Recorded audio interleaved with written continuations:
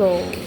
So, social distance is also a factor that can be a hindrance for you to acquire the SLA. Because the more you are, the limited the resources na pwede mo gamiton. Dayon, it may be not accurate as what they use in their sa ilang community. So now, let us move on to the 8 factors of social distance. Hi everyone, I will be introducing the 8 factors of social distance. Going back, social distance is one of Schumann's central ideas in acculturation model. It is the greater the social distance, the more difficult for SLA to be successful. In order for a person to acquire a second language, he must be exposed to a certain culture.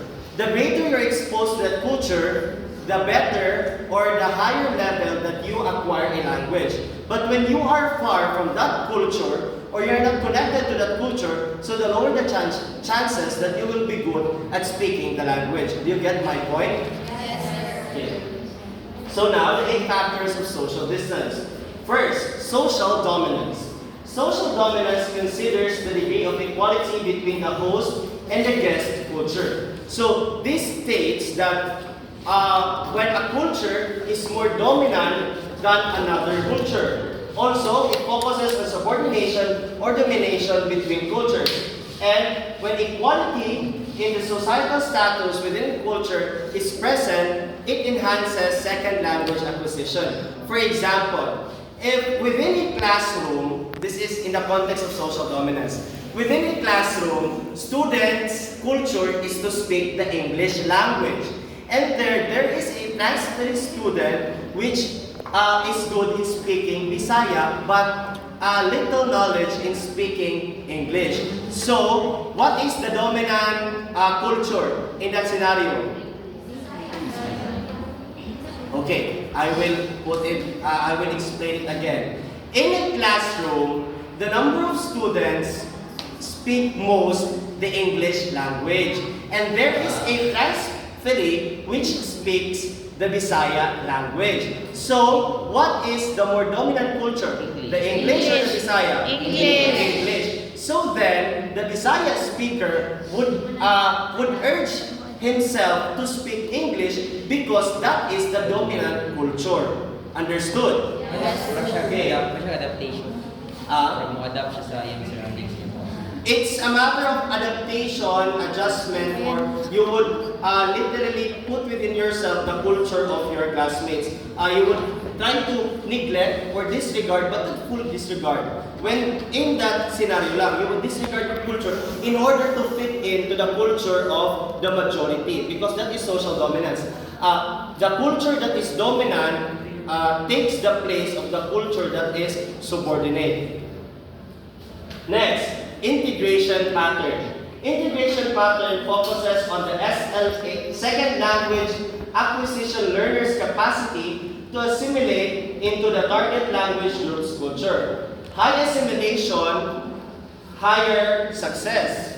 If less assimilation, lesser success. Assimilation is defined as trying to forget or trying to exclude your culture in order to fit in to the dominant culture. So when you really exert effort in that culture, when you really assimilate or connect yourself in that culture, then there is a higher chance that a second language acquisition is successful. But then if you only take fragments or little parts of it, then there is a chance that lesser second language acquisition would happen.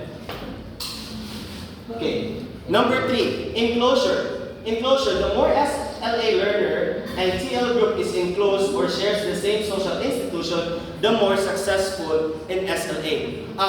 When the learner is much exposed to the same institution with those people, the target group, then second language acquisition would be much better. For example, if I am a learner of the English language, then I want to learn the English language. And then so I would expose myself to places where there are people speaking the English language. For example, if this classroom speaks the English language well, and they're very good at it, and the second classroom speaks the English language at a little level, where would I put myself in?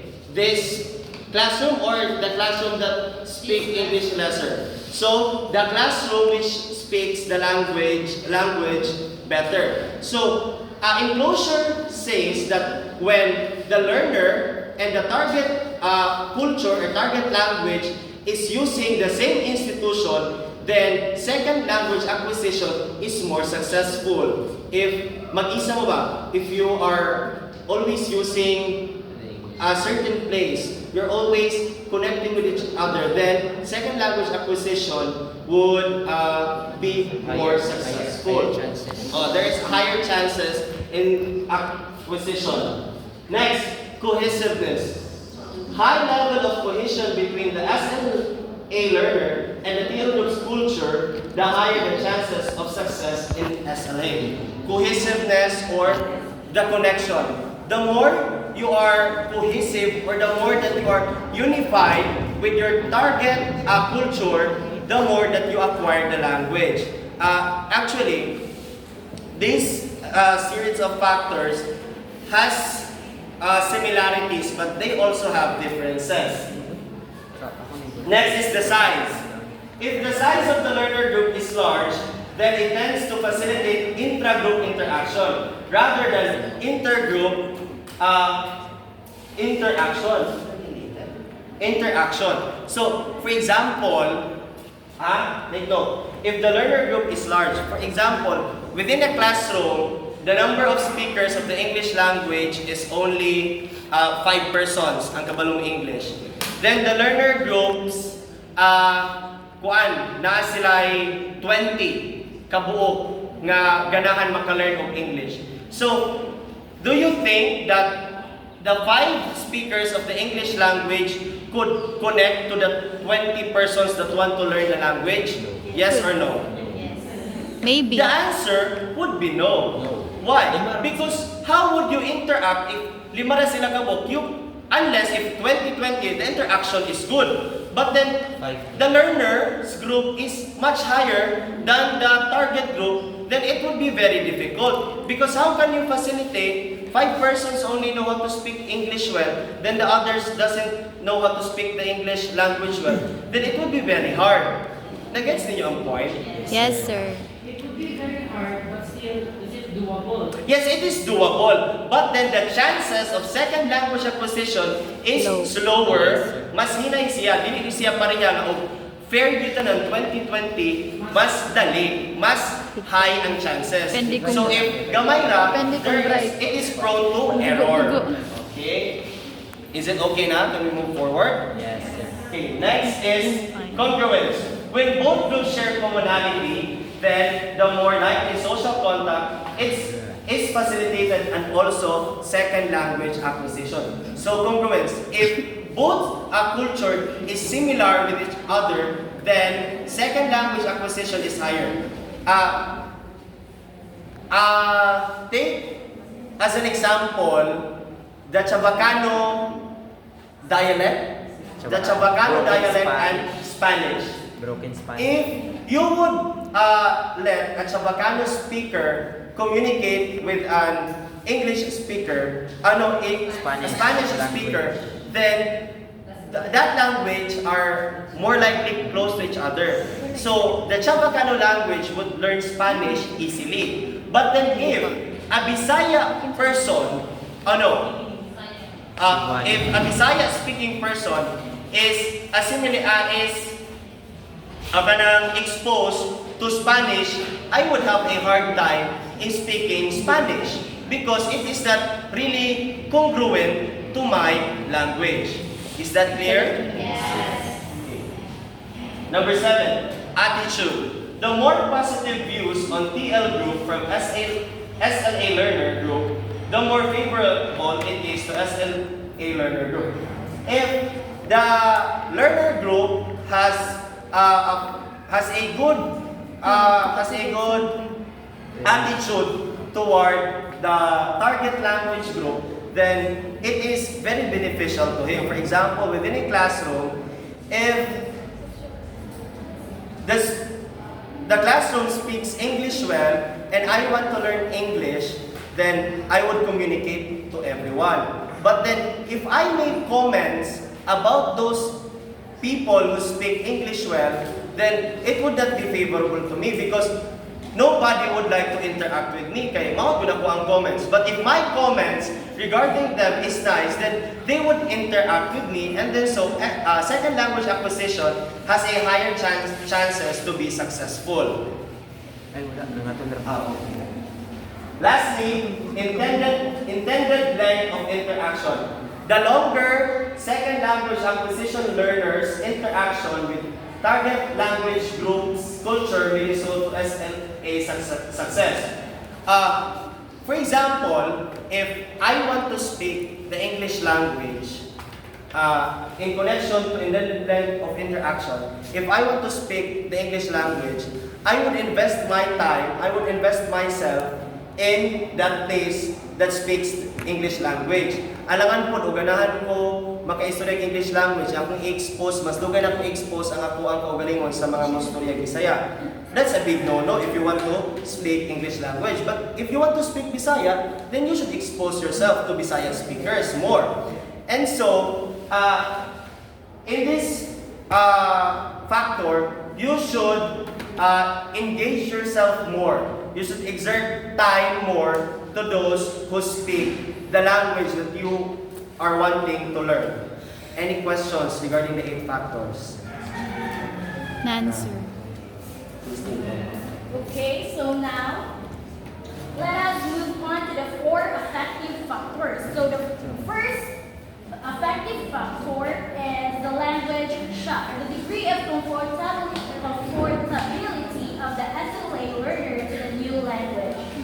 Language shocks refer to the discomfort or anxiety a learner experiences when encountering a new language. It can manifest as feelings of confusion, frustration, or even inadequacy.